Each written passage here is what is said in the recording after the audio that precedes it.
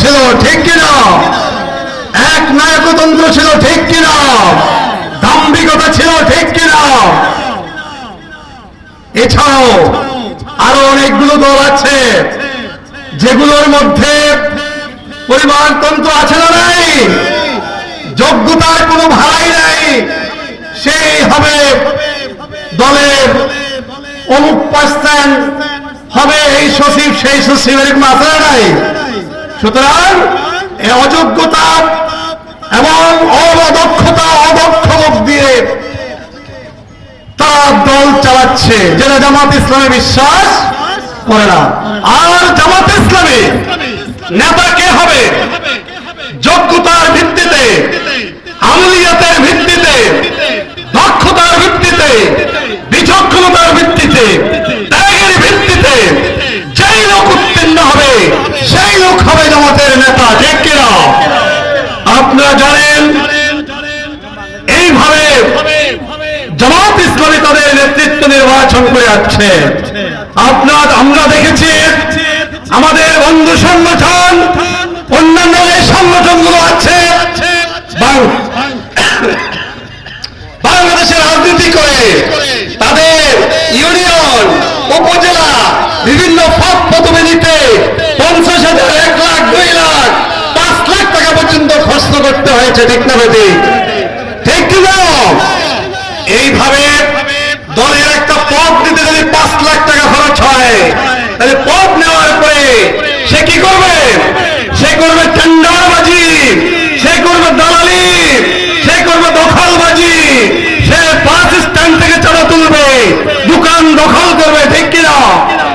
শুরু হয়েছে কিনা এগুলা? জোরে বলেন। যে চেতনায় 5 আগস্ট, জুলাই আগস্ট বিপ্লব হয়েছিল, যে বৈষম্যের কারণে এই দেশের ছাত্র জনতা তাদের জীবন দিয়েছে, যে অব্যবস্থাপনার কারণে, যেই দুর্নীতির কারণে, যেই লুটপাটের কারণে, যেই দখলবাজির কারণে, যেই টেন্ডারবাজির কারণে ফ্যাসিস্ট আওয়ামী লীগ এই দেশ থেকে পালিয়ে যেতে বাধ্য হয়েছে, ঠিক কিনা? সুতরাং আমরা আগামী দিনে এমন একটি বাংলাদেশ গড়তে চাই, যেই বাংলাদেশের মধ্যে কোন টেন্ডারবাজি থাকবে না, দখলবাজি থাকবে না, ঘুষ দুর্নীতি থাকবে না, অব্যবস্থাপনা থাকবে না, কি বলেন? আর এই ধরনের রাষ্ট্র ব্যবস্থাপনা, রাষ্ট্রীয় ক্ষমতায় অধিষ্ঠিত হতে হলে সৎ এবং যোগ্যতম নেতার প্রয়োজন, ঠিক কিনা? জামাত ইসলামী এই দেশের একটি উদার গণতান্ত্রিক দল। জামাত ইসলামী লোক তৈরি করতেছে, সৎ এবং যোগ্য লোক, ইউনিয়ন থেকে শুরু করে, উপজেলা থেকে শুরু করে, এমনকি পার্লামেন্ট পর্যন্ত আমাদের যোগ্যতম লোক তৈরি হয়ে গেছে ইনশাআল্লাহ। সুতরাং এই বাংলাদেশে জামাত ইসলামী নামে এমন একটি দল, যেই দলের মধ্যে কোন পরিবারতন্ত্র নেই, এক নায়কতন্ত্র নেই, যোগ্যতা, অভিজ্ঞতা, পরামর্শ এবং গণতান্ত্রিক প্রক্রিয়ার মাধ্যমেই আমাদের নেতা নির্বাচন হয়ে থাকে। আপনারা জানেন গত অক্টোবর নভেম্বর মাসের মধ্যে সারা বাংলাদেশে জামাত ইসলামীর মহানগরী এবং জেলা উপজেলাগুলোর নেতৃত্ব নির্বাচন হয়েছে কোন প্রকার কুশব্দ ছাড়া, ঠিক কিনা? এরপরে আমরা ইউনিয়ন এবং ওয়ার্ড ইউনিট পর্যন্ত আমরা আমাদের নেতৃত্ব নির্বাচন এবং প্রক্রিয়া সম্পন্ন করেছি এবং করা হচ্ছে।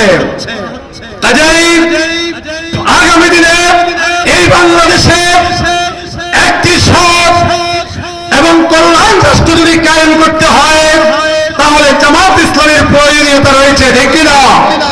সুতরাং আপনাদের প্রতি অনুরোধ থাকবে, এই বাংলাদেশের জনগণ 54 বছরের এই স্বাধীনতার ইতিহাসে আপনারা গণতন্ত্র সমাজতন্ত্র দেখেছেন, জাতীয়তাবাদ দেখেছেন, পুঁজিবাদ দেখেছেন, 19 দফা দেখেছেন, 20 দফা দেখেছেন, অনেক ঘোড়ার ডিম দেখা শেষ হয়ে গিয়েছে, ঠিক কিনা? সুতরাং কোন ঘোড়ার ডিম এই দেশের মানুষকে কল্যাণ দিতে পারে নাই, এই দেশের মানুষের মুক্তি আনতে পারে নাই, এই দেশের মানুষকে শান্তি দিতে পারে নাই। সুতরাং একমাত্র শান্তি রয়েছে কোরআনী শাসনের মাধ্যমে, ঠিক কিনা? সুতরাং জামাত ইসলামী আগামী দিনে আপনাদেরকে সাথে নিয়ে এই বাংলাদেশে একটি ইসলামী রাষ্ট্র, একটি কোরআনী শাসনের রাষ্ট্র কায়েম করতে চায়। আপনারা কি রাজি আছেন? নারায়ে তাকবীর, নারায়ে তাকবীর। পরিশেষে এই বদলপুরবাসীকে অনুরোধ করব, আগামী দিনে ইসলামী দল জামাত ইসলামীকে রাষ্ট্রীয় পর্যায়ে ক্ষমতা আনতে হলে আপনাদেরকে প্রচুর কাজ করতে হবে।